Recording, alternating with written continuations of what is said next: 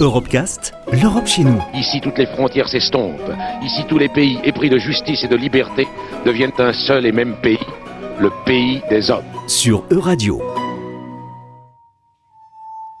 L'Union européenne impose à ses États membres de maintenir une surveillance biologique du territoire en mutualisant les observations de l'ensemble des filières du végétal.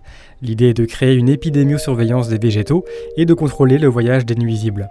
Pour ce faire, l'État français a mis en place le BSV, le bulletin de santé du végétal. Nadège Brochard-Mémin est conseillère viticulture à la Chambre d'agriculture des Pays de la Loire. Ce bulletin de santé du végétal, c'est un outil d'aide à la décision pour protéger les plantes. On n'attend pas que l'infection de la maladie soit sur l'ensemble de la parcelle pour décider de traiter.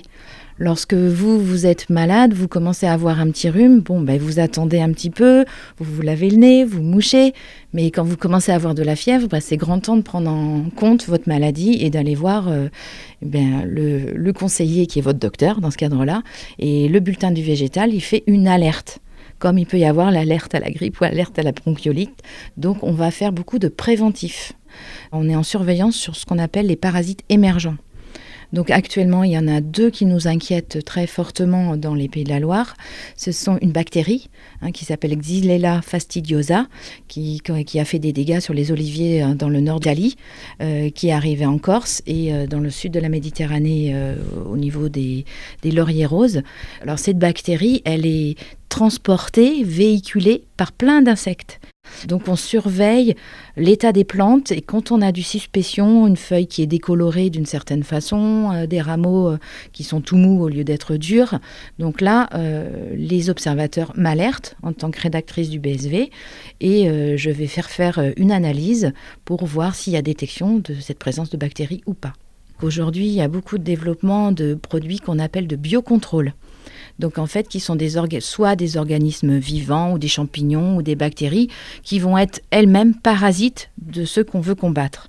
Donc tout ça, c'est une nouvelle façon de travailler. Les vignerons, ils sont en train d'appréhender ces systèmes, mais c'est nettement moins efficace qu'un produit chimique classique des années 2000. Mais l'usage des pesticides peut aussi provoquer de graves dommages, notamment un appauvrissement des sols. Cette question est un volet à part entière du BSV. Gilles Wester est chargé de la surveillance biologique du territoire à la Direction régionale de l'alimentation, de l'agriculture et de la forêt des Pays de la Loire. Il y a un volet également qui est le suivi des effets non intentionnels. Ce qui se traduit par un réseau de 500 parcelles au niveau national, 33 pour les Pays de la Loire, sur lesquels on fait des suivis sur l'environnement, donc à savoir les vers de terre, les oiseaux, la flore de bord de champ, et les coléoptères aussi, donc sont là des compartiments de l'environnement qui peuvent être modifiés évidemment par les pratiques culturales et entre autres par les traitements.